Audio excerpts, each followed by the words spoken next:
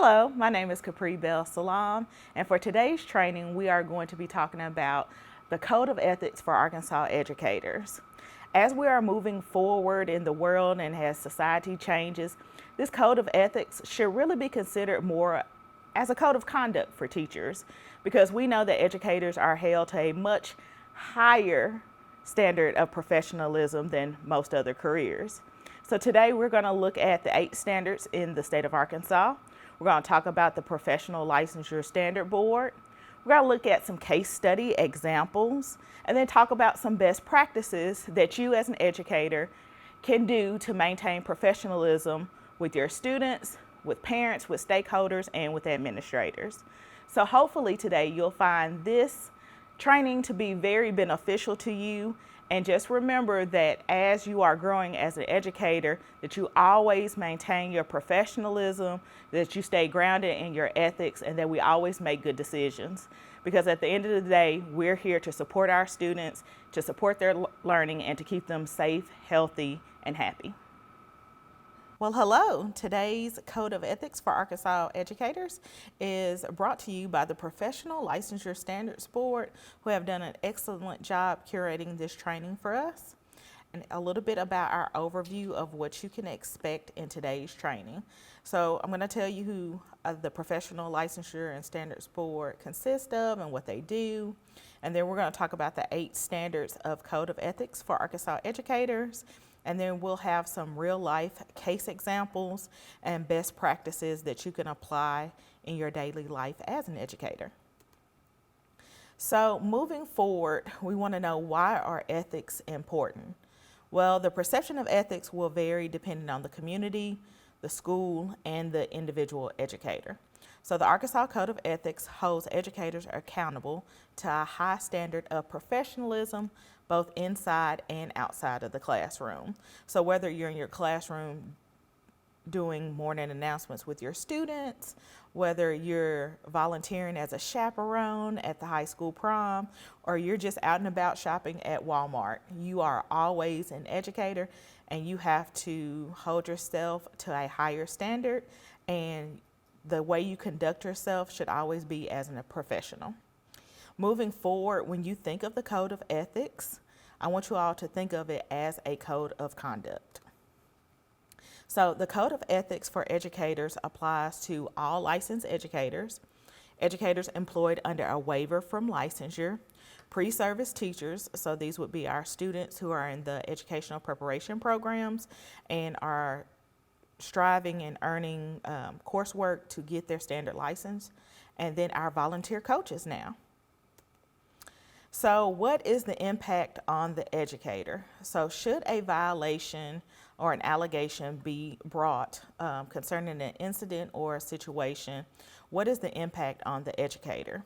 Well, if you are a licensed educator, it could simply be a letter of caution, it could be a written reprimand, it could be probation, suspension, or it could end in revocation or non-renewal of your license. And then for our educators employed under a waiver, they could receive a letter of caution or levels 1 through 4 notifications. And it could possibly restrict you all from ever receiving a standard license. So we hope that you all never find yourselves in one of these situations. So when does the PLSB actually get involved? Well, an allegation of violation form is received by their office, and it has been signed under penalty of perjury. So something to keep in mind about the allegation form, it cannot be submitted anonymously, and it must have an original or a wet signature.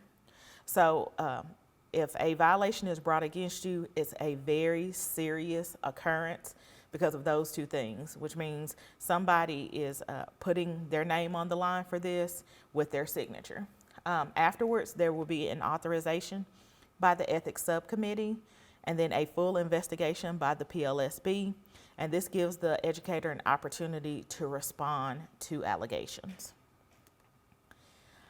So, facilitators, now would be a great time to stop this training and kind of discuss, what do we think the average age of an educator is that finds themselves in this sort of situation? And why is it this particular age?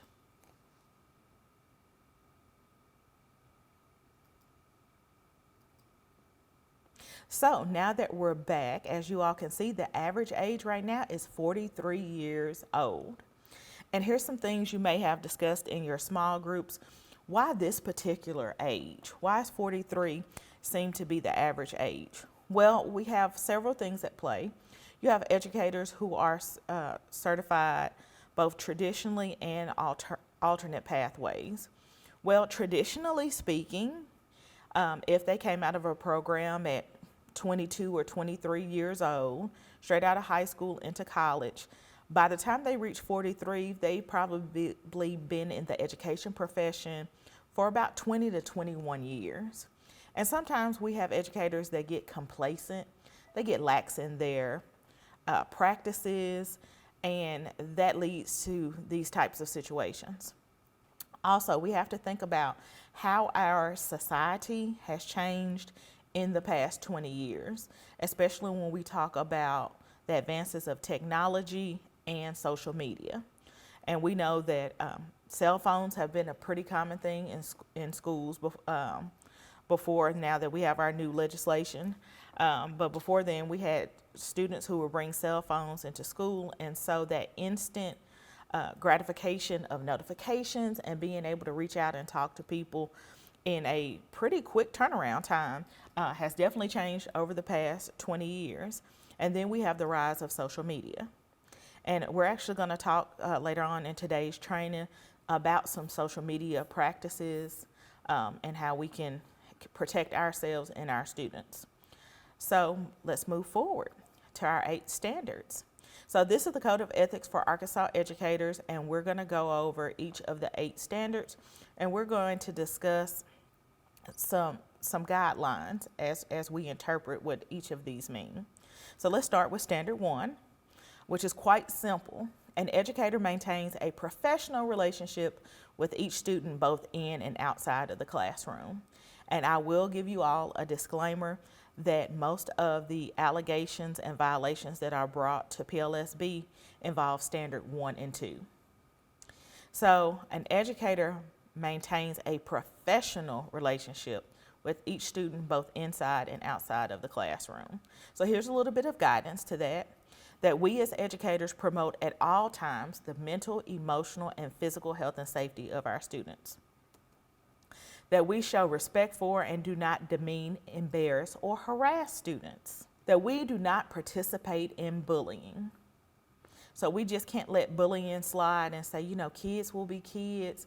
That's part of growing up. And also as professionals, let's not participate in adult bullying either of our colleagues and our peers. Because we must discourage bullying among students. And then we maintain professional relationships with students while using social media. We maintain a positive educator-student authority even while expressing concern, empathy, and encouragement. So let's talk a little bit about communication and social media. And I've recently heard something or read something that said, for a lot of people, cheating on their spouse begins with a conversation, their spouse or their partner. It simply begins with a conversation. Well, a lot of these allegations and violations involve inappropriate conversations and behaviors.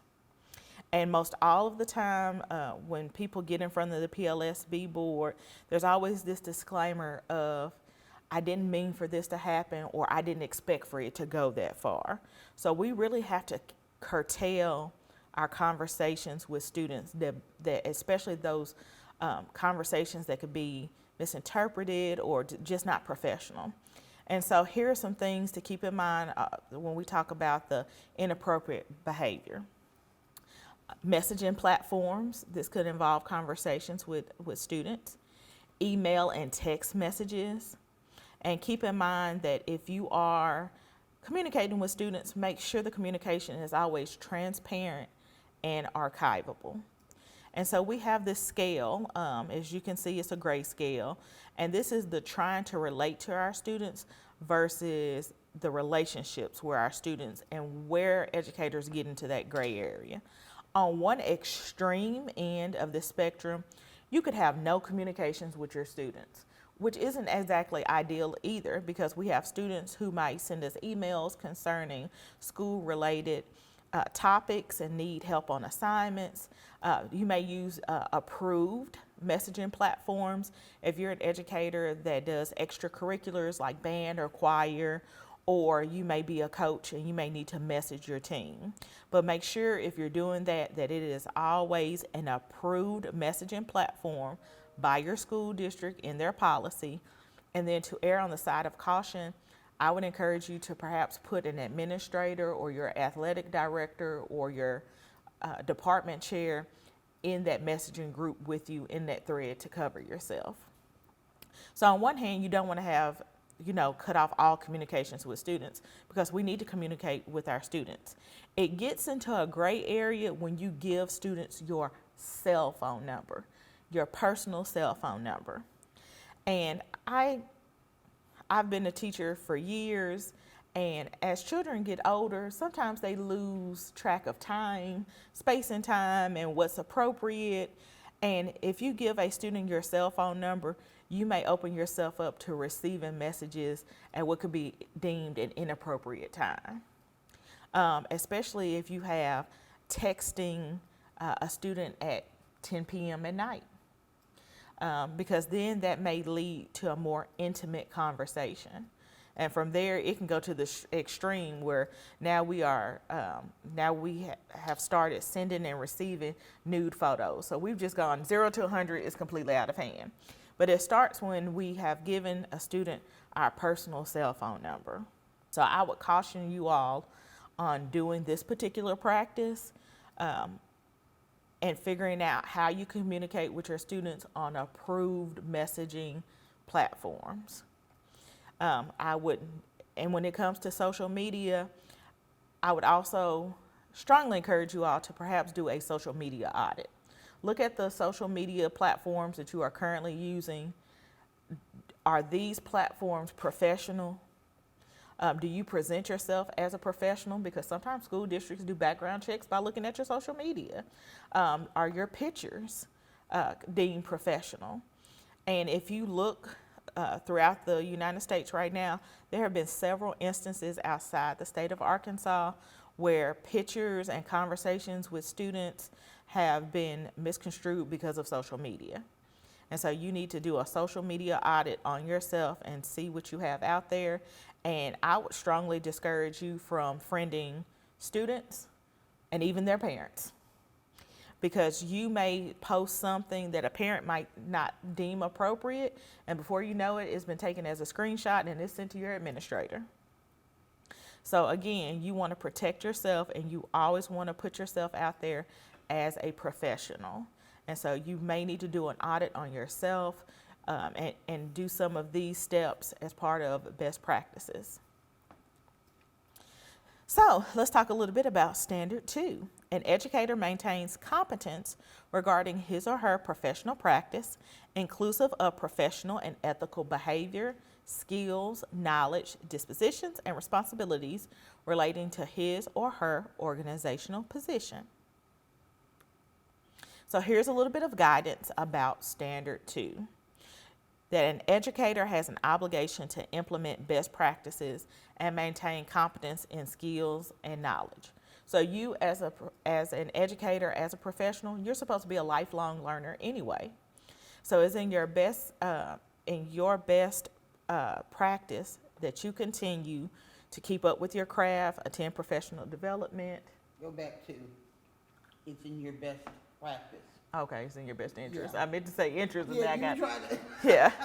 Okay, and let me go back some. So Standard 2 guidance. An educator has an obligation to implement best practices and maintain competence in skills and knowledge. And this simply means that as an educator, you are a lifelong learner and you continue to grow in your craft. That you're going to implement the best practices by attending professional developments, that you continue to grow in your skills and your knowledge in your content area. And it's just in your best interest to keep up with what is current, especially since a lot of us are in the profession for many years, and we hope that you have a long career. And so you're going to have to keep up with best practices.